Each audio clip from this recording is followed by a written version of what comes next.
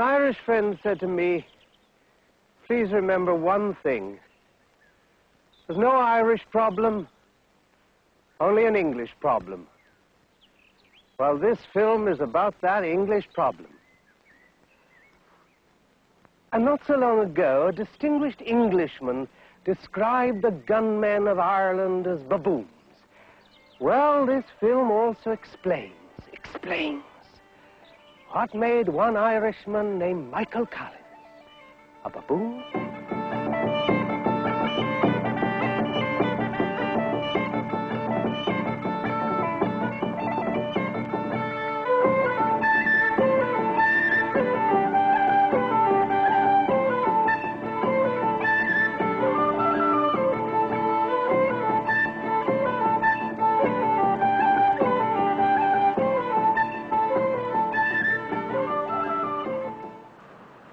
Michael Collins' family have lived in this part of County Cork in the Republic of Ireland since the year 1178. He was born in this building. But when he was 9 years old, his father built a larger cottage which stood on this spot. But it was destroyed by English soldiers of the Essex Regiment in the year 1919. As a matter of passing fact, the English soldiers ordered the Collins family, 2 women and 8 children, out of the cottage before burning it to the ground. The soldiers threw everything onto the flames, household effects, baby's cradle, everything. In charge of this typically English military operation in Ireland was a Major A.E. Percival, later to become Lieutenant General Percival, CBDSO, Order of the British Empire, MC, the officer who surrendered a British army to the Japanese at Singapore. Anyway, he shouldn't have burned that little farmhouse down.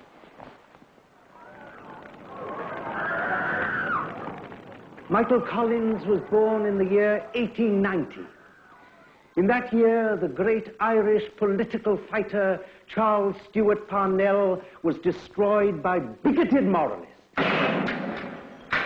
And in that year, over large areas of Ireland, famine was oppressing the Irish people. And in the far southwest, no one could know that a bright hope was born. Michael Collins' father was a carpenter. He was impressively 75 years old when Michael was born.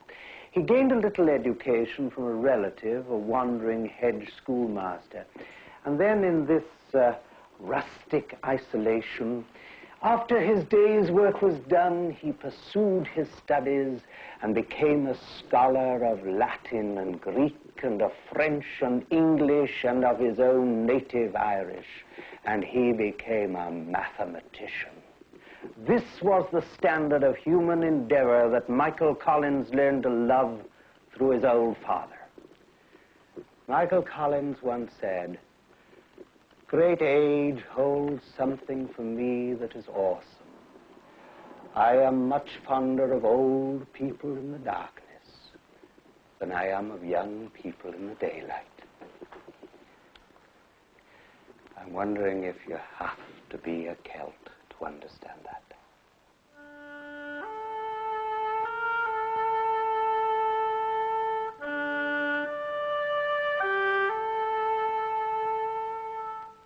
And what did Michael Collins learn about Ireland's history?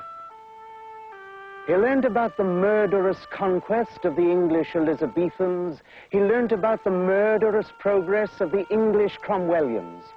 His grandmother, Joanna O'Brien, told him of the human bodies dead from starvation, which he had seen on the roads around Clonakilty.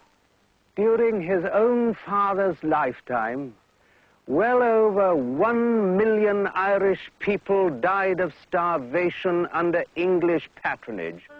And he could see for himself what was happening during his old childhood, the greedy, continuing exploitation of the land by most of the English landlords. And he could see that the options open to many of his native Irish people were still to go to hell or to go to the rocks of Connaught, or to the United States of America. Oh, yes, he was a very angry Irish lad. And Michael Collins learned from his aged father about the lives of the Irish patriots who, with